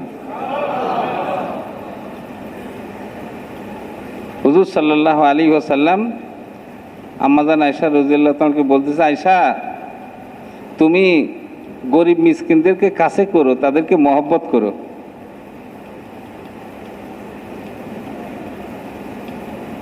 আমরা যারা গরিব তারাও মনে করি এই কথা যে আল্লাহ আমাদেরকে ভালোবাসে না, এজন্য ধন সম্পদ মাল দৌলত কম দিছে, দেয় নাই। আমাদের ধারণা এরকম। ও একজন কইতেছে আমার যে আল্লাহ, হুজুর, আল্লাহ অমুকের দিকে মুখ তুলে তাকাইছে, তার মানে কি টাকা পয়সা বেশি দিছে। আল্লাহ বলে ওর দিকে মুখ তুলে তাকাইছে।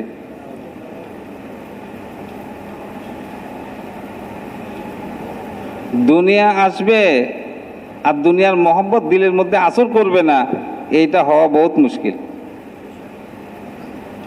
যতদিন দারুক ইল্লা মাশাআল্লাহ। তো হাদিসে পাকের মধ্যে এটার মেসাল দেওয়া হয়েছে, একজন পানির উপর দিয়ে হেঁটে যাবে, তার শরীর কিছুই ভিজবে না, এটা হইতে পারে না। একজনের কাছে ধন সম্পদ থাকবে, ধন সম্পদ তার উপরে প্রতিক্রিয়া সৃষ্টি করবে না, ধন সম্পদের দ্বারা সে এফেক্টেড হবে না, এটা অনেকটাই অসম্ভব, ইল্লা মাশাআল্লাহ। এই জন্য খরচ করো, খরচ। হুজুর সাল্লাল্লাহু আলাইহি ওয়াসাল্লাম বেলাল বলছে, বেলাল খরচ করো। আরশ ওয়ালা রবের পক্ষ থেকে অভাব হওয়ার ভয় করো না, খরচ করো, খরচ।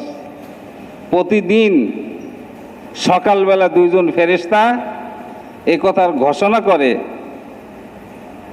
যে আল্লাহ যে খরচ করে তার উত্তম বদলা দান করো, আর যে চিবে চিবে রাখে তার মালকে ধ্বংস করো। জি, খরচ করতে হবে।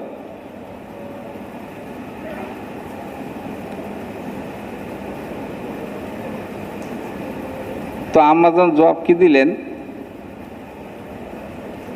জবাব দিলেন যে ইয়া রাসূলুল্লাহ, আপনি সাহাবারা যেহেতু এখন দিলটা অনেক ভাঙা, তাদের দিলে ওমরা করার খুব আকাঙ্ক্ষা ছিল, আগ্রহ ছিল, অনিবার্য কারণ বশত তারা ওমরাটা করতে পারতেছেন না, এখন মাথা হলক করে হালাল হইতে হবে। আপনি এখন তাদেরকে এটা নির্দেশ না দিয়ে আপনি বরং তাদের সামনে গিয়ে নিজে হলক করা শুরু করেন, দেখবেন যে ওরা সবাই হলক করা শুরু করবে। তো বাস্তবে হুজুর সাল্লাল্লাহু আলাইহি ওয়াসাল্লাম সবার সামনে গিয়ে যখন হলক করা শুরু করলেন, সবাই দেখা দেখি হলক মানে যদিও মানে একবারে অনেকের মাথা টাথা কেটে গেছে। তো এই জন্য যে এখন তো এক হলো জানের কুরবানি, আর একটু মালের কুরবানি, আর একটু জজবারও কুরবানি করতে। তো সাহাবায়ে কেরাম জজবার কুরবানি করছেন, জজবা তো ছিল উমরা করব। আমরা হলে করতাম আলু আপনি থাকেন, আমরা যাবো, আমরা উমরা করে ওরা কি করতে পারে দেখি। সবাই তো মানছেন, মনে না চাইলেও মানছেন, জজবারও কুরবানি করতে হয়। তুমি মহতারাম দোস্তা বুঝো, তো আল্লাহ পাক আমাদেরকে এটাই পরীক্ষা করতে চান যে আমরা কে সুন্দর আমল করতে পারি। তো নামাজটা সুন্দর হয়, দান খয়রাত সুন্দর হয়, তবলিগটাও সুন্দর হয়, কি বলেন? 3 চিল্লাটা একটু যদি এর আগে দিছি বেশি সুবিধা হয় নাই, আবার 3 চিল্লা দেই, একটু সুন্দর করে দেই, কি বলেন? একজনের নামাজ পড়লেও ভালো সুন্দর হয়নি, বলছে আবার পড়ো। এখনো আর ভালো সুন্দর, আবার পড়ো, তো এরকম করতে করতে দেখা যাচ্ছে যে একসময় অনেক সুন্দর হয়ে গেছে। জি, কোরআন শরীফ তেলাওয়াত করি, ভালো তেলাওয়াত পুরা সুন্দর হয় না, আর একজন হুজুরের কাছে গিয়ে আর একটু ভালো করে পড়ি। জি, তো গত বছর চিল্লা দিছি, দেখা গেছে যে ওই চিল্লা মানে তো 80টা তালিম 40টা গাছ, ওই রকম হয় নাই। কাকরাইলে কয়েকদিন ছিলাম, ওইটাও চিল্লার মধ্যে ধরছি, আবার এলাকা থেকে দু একদিন আগে ফিরে আইছি, ওরাও চিল্লার মধ্যে গেছে। এইবার যে চিল্লাটা দিমু, একবারে 40টা গাছ 80টা তালিম করে তারপরে বাড়িতে আসবো, শুনতো চিল্লা হইল। তারপরে ওই 3 চিল্লা দিছি, কবে কি করছি না কিছু কিছুই মনে নাই। এইবার 3 চিল্লাটা আবার একটু নতুন করে সুন্দর করে দেই, কি বলেন? দু একজন আলেম ওলামাকে সাথে করে, ওনারা আমাদের সাথে থাকে, সাথে করে নেই। ওই সময় চিল্লা দিয়েছেন তো আলেম ওলামা তখন লাগেই নাই। জি, যখন আমি 3 চিল্লা দিছি তখন আলেম ওলামারা তো লাগছে, ওইরকম তবলিগে বেশি সম্পৃক্ততা কমই ছিল। এখন তো মাশাআল্লাহ ওলামায়ে কেরামই সরপরস্তি করতেছে তবলিগের, হুজুররা আমাদেরকে চালাইতেছেন। দু একজন হুজুরকে একটু, ওলামায়ে কেরামকে একটু বলে কয়ে খুশামত করে আমাদের জামাতে নিয়ে বের হয়ে একবারে পুরা 3 চিল্লা মাসলা মাসাইল সব কিছু যাতে একবারে সব শিখতে পারি। প্রতিদিন যদি একটা মাসলাও শিখি, তাহলে 120 দিনে কয়টা মাসলা শিখা হবে? 120টা। তারপর কোরআন শরীফ যে পড়ছি ছোটোকালে, ওই চিল্লা দেওয়ার সময় যে কিছু আগ্রহ পয়দা হয়েছিল, কোরআন শরীফ কিছু শিখছি, ভালো করে হয়নি। এবার একজন কারি সাহেবকে আমাদের সাথে নিব, তাইলে একবার কোরআন শরীফ সই করে পড়ে ফেলাম। এইভাবে সুন্দর করে 3টা চিল্লা আবার দেওয়ার নিয়ত করা যায় না?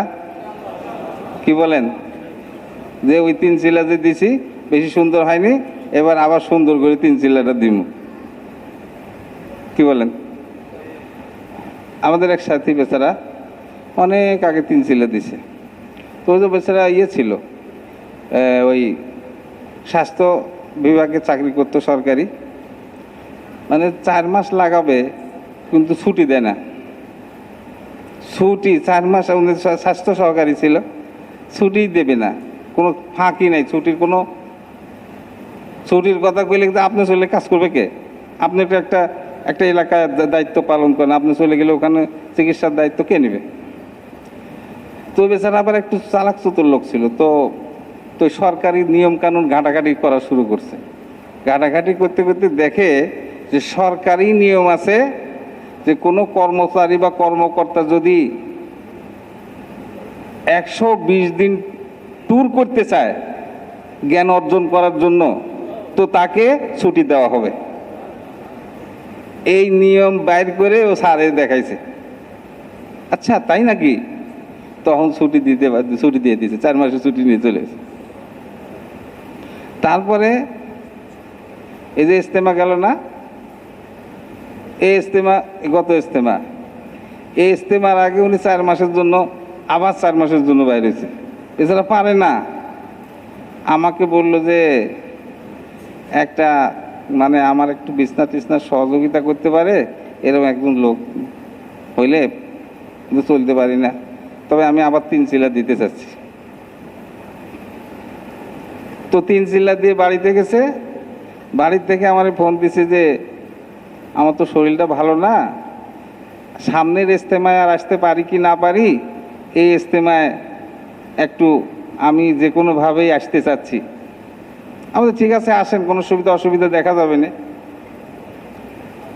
তো বেচারা এই ইজতেমায়ও আইছে, তাহলে ইজতেমার আগে 3 চিল্লা আবার দিছে, ইজতেমা করে বাড়িতে গেছে, রোজার 2-3 দিন আগে ইন্তেকাল হয়ে গেছে। তা আমি দেখতে গেছি, ও যাইতে তাড়াহুড়া সময়ই লাগছে, তো এই জানাজার আগে পৌঁছাইছি, তো দেখি যে চেহারা জীবিত অবস্থায় যেরকম ছিল তার চেয়ে অনেক ফুটফুটে এবং সুন্দর চেহারা গেছে। তুমি মহতারাম দর্শক, এজন্য 3 চিল্লা আগে এতদিন প্রত্যেক বছর 1 চিল্লা দিতাম, এখন প্রত্যেক বছর 3 চিল্লার নিয়ত করতে হবে, কি বলেন? কারণ যে ওই দেখেন না, অনেক ট্যাবলেট ক্যাপসুলই আগে যে পাওয়ারে কাজ করতো এখন পাওয়ার বেশি লাগে, কি বলেন? এমজি বেশি লাগে। তা আগে 1 চিল্লার দিয়ে যা হইতো এখন 3 চিল্লার দিয়ে ওইটা হবে আর কি। আর এটা তো আল্লাহ পাক আমাদেরকে দায়িত্ব দিয়েছেন, এই জন্যই আল্লাহ তাআলা আমাদেরকে শ্রেষ্ঠ উম্মত বলছেন। আর আল্লাহ তাআলা বলছেন যে ওই ব্যক্তির কথার চেয়ে ভালো কথার কার হইতে পারে সুন্দর, যে মানুষকে আল্লাহর দিকে ডাকে। তো আমরা যদি দুনিয়াতে জিম্মাদারি আদায় করি, তো দুনিয়াটা মূলত জিম্মাদারি আদায় করারই জায়গা। আল্লাহ পাক আমাদেরকে আখিরাতে ভোগ করার জন্য দিবেন। ওই যে ভোগ করার কথা বলা হলো না, সব চাইতে একবারে সুন্দর, একবারে উচ্চাঙ্গের জিনিস, বয়স উচ্চাঙ্গের, উচ্চতা উচ্চাঙ্গের, সুন্দর। তো ইউসুফ আলাইহিস সালামের সুন্দরের কথা শুনলেন না? আচ্ছা, আগের থেকেই তো জানেন কীরকম সুন্দর করে আল্লাহ তাআলা ওনারে বানিয়েছিলেন, অর্ধেক। তো এখন ওই জুলাইখার কাছে যখন আসছে, তো এক স্বভাব তো এক মহিলা যদি হয় তো সে স্থির থাকার কথাই না। তো এখন আশেপাশে আলোচনা হচ্ছে, প্রতিবেশী তার ইউসুফ আলাইহিস সালামকে দেখে নাই, আর প্রতিবেশী মেয়েদের মধ্যে আলোচনা হচ্ছে যে জুলাইখা কেমন লোক, তার কৃতদাসের উপরে সেই রকম আসক্ত হয়ে গেল। জুলাইখা দেখলেন যে এদেরকে তো আমি কথাই বুঝাইতে পারবো না, তো একটা পার্টির ব্যবস্থা করলেন, মানে একটা ধরেন না দাওয়াতের ব্যবস্থা করলেন, আশেপাশের মেয়েদেরকে দাওয়াত দিলেন, ফাস্টফুডের দাওয়াত দিছে, নাস্তার দাওয়াত দিছে। একবারে বড় হল রুম, লাইন ধরে সবাই বসাইছে, সবার সামনে ফল টল ইত্যাদি দিয়েছে, সবাই একটা ছুরি দিয়েছে ফল টল কেটে খাওয়ার জন্য। ওদিকে ইউসুফ আলাইহিস সালামকে বলছেন যে তুমি খালি একটা বার ওই রুম থেকে বাইর হয়ে এই মহিলাগুলির তুমি একটা বার খালি চেহারাটা দেখাবে, বাস। তো বলেন যে ইউসুফ আলাইহিস সালামকে মহিলারা যারা আসছিল একবার দেখার পরে তারা ফল কাটতেছে না হাত কাটতেছে কোনো খবর নেই। এটা আল্লাহ পাক কোরআনে পাকের মধ্যে বলছেন, ও কাত্তানা আইদিয়া হুন্না অকুলনা মা হাজা বাসারা ইন হাজা ইল্লা মালাকুন কারীম। বলছে তারা সব মহিলা, একজন দুইজন না, সবাই ফল কাটার পরিবর্তে ইউসুফ আলাইহিস সালামকে এক নজর দেখার সাথে সাথে ফল কাটার পরিবর্তে হাত কাটতে ফেলতেছে, খবরই নেই। আর তারা বলতেছে যে এটা তো মানুষ না, এটা তো একজন ফেরেশতা, সম্মানিত ফেরেশতা। তো এই সব নিয়ামত আল্লাহ পাক জান্নাতে যে দিবেন, দায়ীদেরকে আল্লাহ পাক এই সবগুলিকে আরো উচ্চাঙ্গের দিবেন। মুজাহিদ ফি সাবিলিল্লাহ আল্লাহ পাক তাকে 25 লক্ষ বিবি দিবেন। হ্যাঁ, 25 লাখ। আরো যে একবারে কত খাইব? 1,60,000 প্লেট খাবে। তারপরে এক পানীয় যে ড্রিঙ্কস, এক পানীয় ড্রিঙ্কসের কয়েকটা নদী দিয়ে দিব, মিষ্টি পানির কয়েকটা নদী। আল্লাহ পাক দুনিয়াতে মদ খাইতে মানা করছেন, ওইখানে জান্নাতে মদের কয়েকটা নদী দিয়ে দিব। তারপরে মধুর কয়েকটা নদী দিয়ে দিব। তারপরে ওই দুধের কয়েকটা নদী দিয়ে একজনকে। তো দুনিয়ার নদীগুলি তো নিচ দিয়ে চলে, জান্নাতের নদীগুলি উপর দিয়ে চলবে। দুনিয়ার গাছ নিচে, কাণ্ড নিচের দিকে, ডালপালা ফল উপরের দিকে, জান্নাতের গাছগুলি কাণ্ড উপরের দিকে, গোড়া উপরের দিকে, ফল ডাল শাখা প্রশাখা নিচের দিকে। এই সব দিবেন আরো উচ্চাঙ্গের সাথে, যদি আমরা এই আল্লাহ পাকের কাজটা করি, আল্লাহ পাকের কর্মী হই। ওয়ার্কার, কার ওয়ার্কার? আল্লাহ পাকের ওয়ার্কার, আল্লাহর কর্মী। আল্লাহ পাক মানুষকে জান্নাতের দিকে ডাকেন, আমরাও মানুষকে জান্নাতের দিকে ডাকবো, আল্লাহর কর্মী। তো আল্লাহর কর্মী হইলে, আল্লাহর ওয়ার্কার হইলে কি আল্লাহ ঠকাইব? আমাদের মৌলানা আশরাফ আলী সাহেব রহমতুল্লাহ বলতেন, এটা ঠগের রাস্তা না, ঠগান রাস্তাই না, এটা জিতার রাস্তা। নবী রাসূল কোন ঠগেন নাই, সাহাবায়ে কেরাম ঠগেন নাই, আল্লাহওয়ালারা ঠগেন নাই, আমরাও ঠকবো না। ঠগার রাস্তাই নাই, এটা জিতার রাস্তা, জিতে যামু।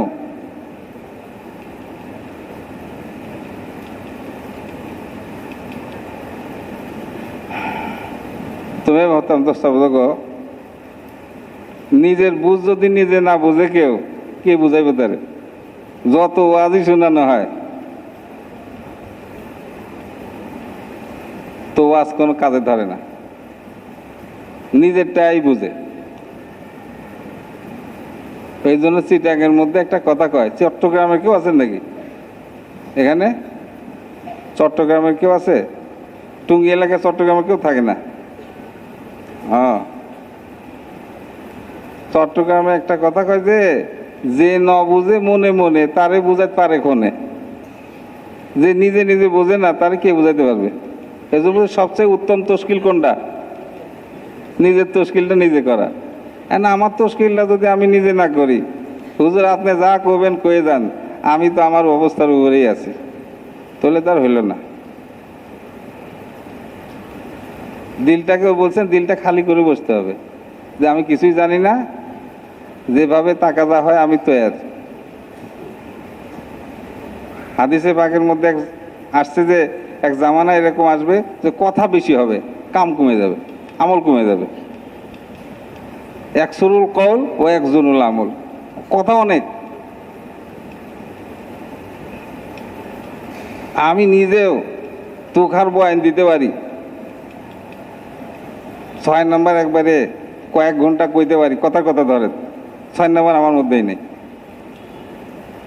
হযরত রহমতুল্লাহ বলছেন যে আমাদের মুজাকারা আমাদের আমলের জায়গা লই লিছে।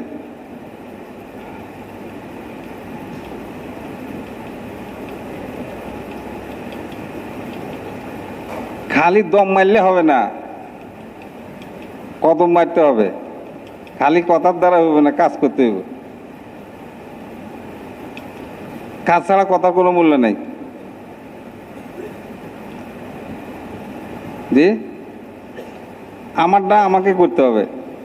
ওই আজকে এক জায়গায় গেছি, এক অফিসে, ও বেচারা পুরা কয় যে আমার আব্বা তবলিগ করতো, মাথার থেকে পা পর্যন্ত পুরা ইংরেজি বেশ আর কি। আমার আব্বা তবলিগ করতো।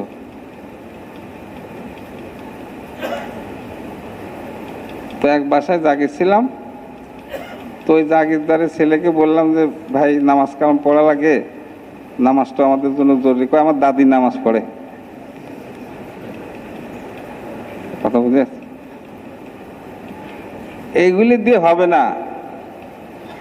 হাদিসে পাকের মধ্যে আসছে মামবাত্তা বিহি আমালুহু লাম ইসরে বিহি নসবহু, যাকে তার আমল পিছে করে দিবে তার বংশ মর্যাদা তাকে আগে করতে পারবে না।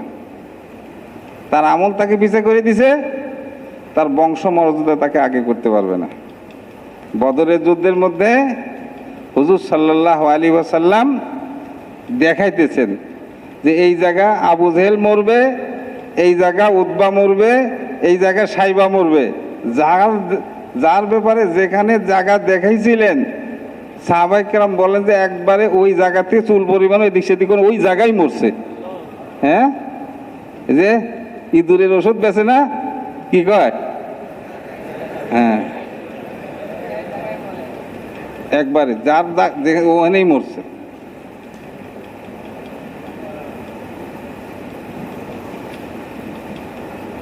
তুমি মহতাম দোস্তা বুঝো না, কাজ করতে হবে।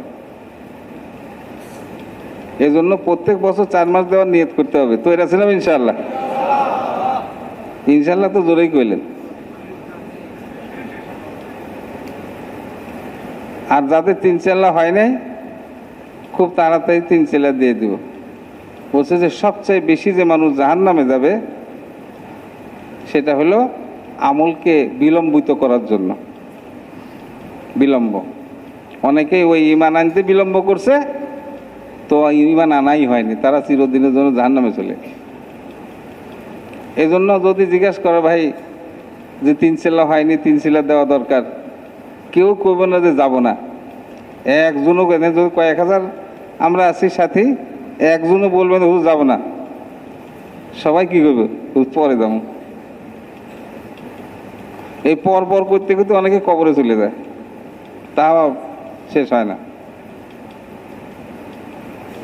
এই জন্য নিয়ত করা যায় না ভাই, যাদের 3 চেলা হয় নাই, একটু যদি খুব তাড়াতাড়ি ঈদও তো খাইলাম, কুরবানিও খাইলাম, জি আর কি বাকি আছে? আল্লাহ খাওয়াইব ইনশাল্লাহ। এই জন্য হিম্মত করে দাঁড়ান, দেখি যে আমি ইনশাল্লাহ খুব তাড়াতাড়ি আমি 3টা চিল্লা দিয়ে দেব। আর যারা 3 চিল্লা একবার দিয়েছি ওনারাও নিয়ত করি যে আমি সামনে প্রত্যেক বছর 3 চিল্লার নিয়ত করলাম, অমুক সময়ের থেকে আমি ইনশাল্লাহ 3 চিল্লার প্রথম চিল্লা বা 3 চিল্লার 2 মাস শুরু করে দেব। একটু দাঁড়ান দেখি। জি, অনুভাবে প্রত্যেক বছর যদি 3 চিল্লা দেওয়ার টাকা যা পুরা করি, তাহলে বিদেশে যাওয়ার টাকা যাও পুরা হয়ে যাবে। প্রত্যেক বছর 3 চিল্লা দিছি, এক বছর বিদেশে চলে গেলাম। জি কি বলেন? আর যারা বিদেশ সফর করব, বাহির মুলকে যাব, তারাও দাঁড়াই যে আমি ইনশাল্লাহ কত 3 মাসের মধ্যে, ধরেন 3 মাসের মধ্যে আমি বাহির মুলক সফর করব। সারা দুনিয়াতে আমাদের যেতে হবে না? আমাদের জিম্মাদারি তো সারা দুনিয়ার, কি বলেন? তো সারা দুনিয়াতে আমি যাব, আল্লাহ পাক আমার জরুরত পুরা করে দিবেন। নিবেন কে ভাই? এজন্য বাহির মুলকের জন্য আমাদের নিয়ত হওয়া দরকার। কার কার নিয়ত আছে বলেন তো? 3 মাসের মধ্যে আমি সফর করব। তবলিগে হাত তোলা নাই, শরীরটা উঠাই দেন। হ্যাঁ, কে কে যাবো ইনশাল্লাহ বাহির মুলকে 3 মাসের জন্য, 3 মাসের ভিতরে? হ্যাঁ, আরো দাঁড়ান। হ্যাঁ দাঁড়ান ভাই, দাঁড়ান। জি একজন দেখ, কি নাম ভাই? জি আচ্ছা ঠিক আছে, এটা তো হালকা আওয়াজ বসে আমাদের সাথে একটু নিয়ত তো আমরা করতে পারি যে আমি বিদেশের জন্য যাব, কি বলেন ভাই? নিয়ত করা যায় না? তাকে নিয়ত করতেও টাকা লাগে, নিয়ত করতে তো আর পয়সা লাগে না। বাকি তরতিব করে হালকা আওয়াজ বসে আমরা আমাদের হালকা থেকে 2-1 প্রত্যেক সব গুজারিতে তৈরি করি। ঠিক, হ্যাঁ হ্যাঁ আচ্ছা ঠিক আছে। এই 3 মাসের মধ্যে যারা যাব বলছে যে তারা একটু এখানে আসলে ভালো হয়। একটু দাঁড়ান তো ভাই। 3 মাসের মধ্যে যারা আমরা বাহির মুলকে যাব,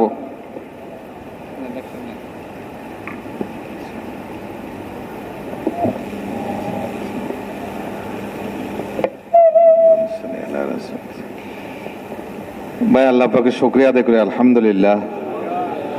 আমাদের একটা মাসওয়ারা আছে ভাই, কেউ উঠে না করবে মেহরবানি করে, যারা উঠতে চায় একটু পা ধরলে বসে যাবে। হ্যাঁ, যে আমাদের একটা সিদ্ধান্ত হয়েছে টঙ্গী এলাকার, যেটা আমরা টঙ্গী সবগুজের আওতায় আমাদের 50টার মতো হালকা আছে।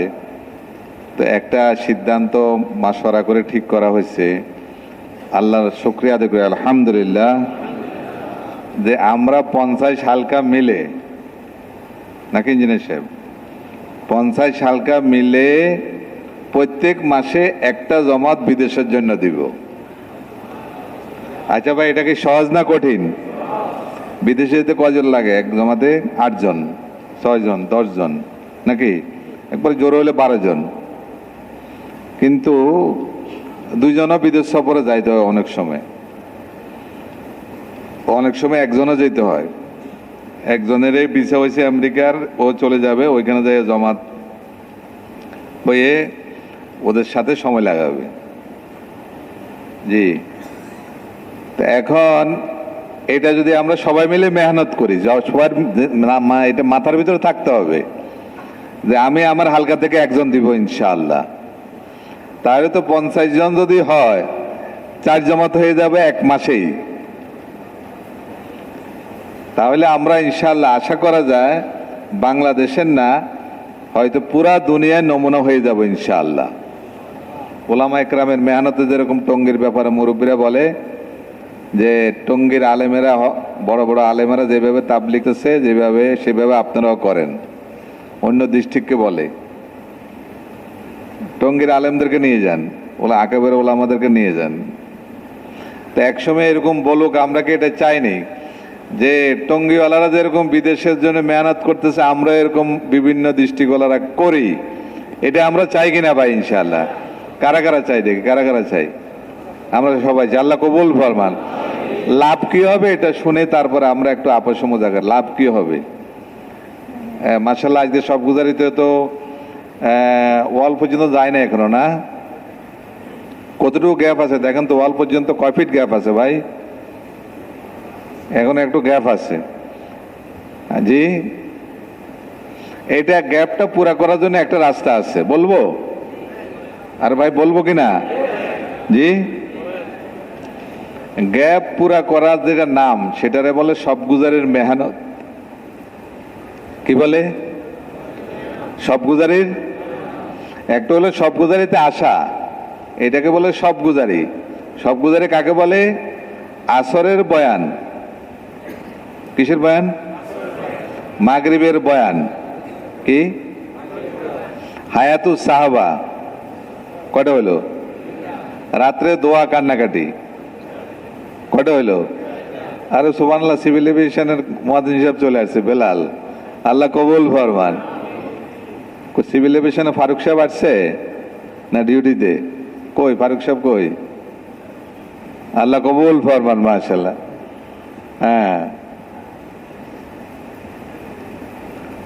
তাহলে একটা হলো সব গুজারি নাকি, নিজে নিজে আসা, নিজে প্লেট আপনা বর্তন। আমরা একজন ছিল ফজলে এলাহি রহমতুল্লাহ আলাই, কাকরাইলে উনি আসলেই সৌদি আরব থাকতেন, ফজরের বয়ান 1 মাস থাকলে 1 মাসে উনি ফজরের বয়ান করতেন। দেখছেন কিনা আপনারা? ইঞ্জিনিয়ার দেখেননি? ফজলে এলাহি, ফজলে এলাহি সে বলে এরকম, ওনারে এরকম আসতো, লাঠি একটা হাতে, মিম্বরে বসাই দিত, কি যে কথা বলতো আল্লাহ। তো উনি বলতো আপনা বর্তন, আপনারা বলার দরকার নেই, আমি মুখস্থ করি। আপনা বর্তন, আপনা বিস্তারা ले कर आसद से इशराक तक गुजारना, इसके नाम सब गुजारी। এটা কি হলো বাংলা? কি হলো? না না, প্রথমে কইছে আপনা বর্তন মানে কি? মানে কি? প্লেট, প্লেট, আপনা প্লেট, আপন প্লেট, নিজের প্লেট। আপনা বিস্তারা মানে কি? তাইলে বিছনা ছাড়া সব গুজারি হয়, হয় কি হয় না? তাইলে আমরা নিয়ত করি আজকে যারা আল্লাহ তৌফিক দিছে, বিছনা সহকারে কারা কারা আসছি দেখি। আল্লাহ শুকরিয়া দেখি, আলহামদুলিল্লাহ, কামিয়াব কামিয়াব, মাশাআল্লাহ, কবুল হয়ে গেছে টঙ্গী। আল্লাহ আপনি টঙ্গীকে পুরা আলমের জন্য এমতেহাই কবুল ফরমান। আচ্ছা, বিছনা ছাড়া কারা কারা আসছি এটা হাত তোলার দরকার না, এটা হাত তুলবেন না, এইগুলি আমরা আল্লাহরে দেখাবো না। এই কথা যদি আকাশে উঠে যায়, এটা দায়ীদের জন্য। ঘরে থাকা বৃহস্পতিবার রাত্রে কোনো এক সময় যদি ঘরে থাকে কোনো তবলিগওয়ালা, তো আশেপাশের মহিলারা ওই দিন বৃহস্পতিবার ওদের বাসায় আসে, যদি শুনে ভাইজান, ওরা ভদ্রবাবু বলে ভাইজান আজকে ঘরের ভিতরে আসে, লা হাওলা ওয়ালা, মানে এটা চিন্তাই করতে পারে না। আশেপাশের মহিলারা, আশেপাশের পুরুষেরা তবলিগ করে, 3 চিল্লা দিছে, 3 দিন লাগাইছে, যার নাম তবলিগের খাতায় উঠে গেছে, এই লোকটা যদি হালাল খায়, কাউরে কষ্ট না দেয়, সব কাজ সুন্নত তরিকে করে, বাড়ি বাড়ি দৌড়াদৌড়ি করে, যেদিন মারা যাবে নবী এবং সাহাবা ওলামাদের সাথে জান্নাতে ঢুকাই দেওয়া হবে, কেউ তারা ধরে রাখতে। এর নাম তবলিগওয়ালা। কিন্তু এত ঢিল্লাঢালা চললে হবে না, হালাল খাওয়া শর্ত কিন্তু। তাইলে এটা নিয়ত করা যায়, আজকে আমরা যারা, আমরা এটা হাত তুলবো না কিন্তু, আজকে যারা বিছনা ছাড়া আসছি, আগামী সপ্তাহে বিছনা ছাড়া সহকারে আসবো ইনশাআল্লাহ। তাহলে পুরা মজমা আমরা এখন একসাথে হাত তুলতে পারি, যা সবাই আগামী সপ্তাহে বিছনা সহকারে ইনশাআল্লাহ সব গুজারি করবো ইনশাআল্লাহ। কারা কারা দেখে ইনশাআল্লাহ, কোনো হাত বাকি নেই। আল্লাহ কবুল ফরমান। হয়ে গেল, এটাকে বলে সব গুজারি। আপনার বিস্তন, আপনার বিছনা বেডিং লেকর, বাংলা হলো নিয়ে, আসর থেকে ইশরাক পর্যন্ত থাকা, এটা হলো সব গুজারি। কিন্তু উনি সব গুজারি নেই কিভাবে? সবাই যত নেকি ওনারা আল্লাহ অত নেকি দান করবে। কিন্তু কেয়ামত পর্যন্ত নেকি পাবে না। কেয়ামত পর্যন্ত এই সব গুজারে যদি আল্লাহ রাখে, নেকি ওরা পাবে যারা বাড়ি বাড়ি, দোকান দোকান, গলি গলি গিয়ে মানুষের হাতে পায়ে ধরে পুরা সপ্তাহ মেহনত করে এই সব গুজারে নিয়ে আসে, রান্না বান্না করে, 4-5 জনের রান্না করে, অথবা 20-30 জন 100 পথে রান্না বান্না করে। এখন বেশি হওয়াতে হলো আগের মতো জমাত আকারে আসা আর কি, 3 দিনের জমাতের মতো। আগে কম ছিল, এই জন্য বলতে একজন আসবে, প্লেট খানা নিয়ে আসবে, বিছনারা নিয়ে আসবে। বুঝা গেছে ভাই? তো মেহনতকারীকে কি দেওয়া হবে? এই সব গুজারির নেকি কিয়ামত পর্যন্ত যত লোক টঙ্গীতে সব গুজারি করবে, এবং টঙ্গীতে যে সবচেয়ে বেশি সব গুজারি 10,000 প্রথমে, তারপরে 50,000। এই কথা যত জায়গায় যাবে, যত ডিস্ট্রিক্টে যাবে, যত দেশে যাবে, এখন মনে হয় আমাদের দেশে এক জায়গায় 20,000 হয়, 20,000 হয় সব গুজারি এক মসজিদে। এটারে মক্কি মসজিদ বলে, আগে ছিল মাদানী মসজিদ, 2টা মসজিদ এখানে পাশের দেশে আমাদের। জি, কিন্তু এর উপরে আমরা যাব ইনশাআল্লাহ, নিয়ত করলাম তো ভাই ইনশাআল্লাহ। তাইলে সারা বিশ্বের নেকি, ওই দেশটার নাম বলতেছি না আর কি, বুঝে নিলে হবে। বুঝে গেছে যে এই কিয়ামত পর্যন্ত এবং সারা বিশ্বের সব গুজারি নেকি কাদেরকে দিবে? কাদেরকে দিবে? জি, যারা মেহনত করবে। যারা কি করবে? গাছের ফল কারা খায়? মেহনত যারা করে। আর না কারা খায়? জমির ফসল কারা খায়? চাকরির টাকা কারা খায়? সারা সপ্তাহে সারা মাসে অফিসে যায় না, সেরাই খায় নাকি? গেলে না না গেলে সবগুলো মেহনতের সাথে সম্পর্ক। তো ইনশাল্লাহ আমরা নিয়ত করি, তো একটা পরামর্শ করি। এখন পরামর্শ তো সকালে হবে ইনশাল্লাহ। একটা পরামর্শ হলো সব গুজারি পরামর্শ, সেটা হলো আমরা কি এখন একজন করে নিয়ে আসবো না 2 জন করে নিয়ে আসবো? মেহনত সারা সপ্তাহে মেহনত করে এদিকে একজন ধরলাম, এদিকে একজন ধরলাম, কজন হলো? আর একটা আছে বেশি সাহসী যারা, এদিকে কত হলো, এদিকে কত হলো? কোরআন শরীফে আছে 10-এ পুরা হয়, পরিপূর্ণ হয়ে যায়। উনি একজন মেহনতকারী, কজন হলো? এই 11 জনের রান্না বান্না করে নিয়ে যদি চলে আসে, আল্লাহু আকবার, তাহলে পাশের শেডও ভরে যাইব। পাশে আরেকটা শেড বানাইছে না, শেডও ভরে যাবে ইনশাআল্লাহ। তাহলে এখন বলেন তো, একজন করে আনবো না 2 জন করে আনবো? না না, রায় বলেন, রায় ভাই দিক থেকে বলেন। ভাই বলেন না, না এইভাবে না, ঠিক আছে। আমরা কমপক্ষে 1 জন নাকি, উপরে 5 জন 10 জন হইতে পারে না? এটা কমপক্ষে কয়জন আনবই? এটা আমার মেহনত। কি জন্যে? আরেকটা সুসংবাদ হলো, এখানে আসার পরে লোকটা যখন বসবে, বয়ান শোনার পরে, যে মাওলানা বয়ান করছে, এরা আজীবন কাকরাইল দিয়ে দিছে জিন্দেগি। এরা যা কথা বলে, উল্টা সিধা হোক, ভালো হোক, সোজা হোক, সব ভালো লাগে নাকি? ভালো লাগে কি লাগে না? জি, কারণ ওনাদের কোরবানি আমাদের থেকে বেশি, নাকি আমাদের কোরবানি বেশি? পুরা মাস ওরা কাকরাইল দিয়ে দিছে। আল্লাহ কেমনে যে থাকে আল্লাহই ভালো জানেন। মানে ওদের অভ্যাস হয়ে গেছে, এটাই তাদের কাজ বানায় নিছে। এসব লোকের কথা যখন শুনবে, বুঝা গেছে? উনি আছে সব গুজারের জন্য, উনি সিদ্ধান্ত নিচ্ছে যে আমি সারা বিশ্ব সফর করব। আগে হজ করানোর টাকা ছিল, আমি হজ করব। আমি জাকাত দিতাম না, জাকাত দিব। আমার মেয়ের স্কুল থেকে নিয়ে এসে আমি ঘরে ঢুকাবো। এই যে মাল্লা জুবাই সাহেবের নাম শুনছেন না আপনারা? আরে শুনেন নাই? ওনার বাপ যেদিন তাবলিগে লাগছে, ওই দিন ওনার বোনকে হোলি ক্রস থেকে উঠাইয়া ঘরে নিয়ে আসছে, হাত দেয় নাই কিন্তু, আমি জানি। কিন্তু ওনার অনেক খানদানি লোক, কিন্তু সাধারণ ফ্যামিলির লোক না। কিন্তু উনি তখনও ফার্স্ট হয়েছে মাদ্রাসাতে। মালা জবাই সাহেব দামাত বারকাতুহু। কথা বোঝা গেছে ভাই?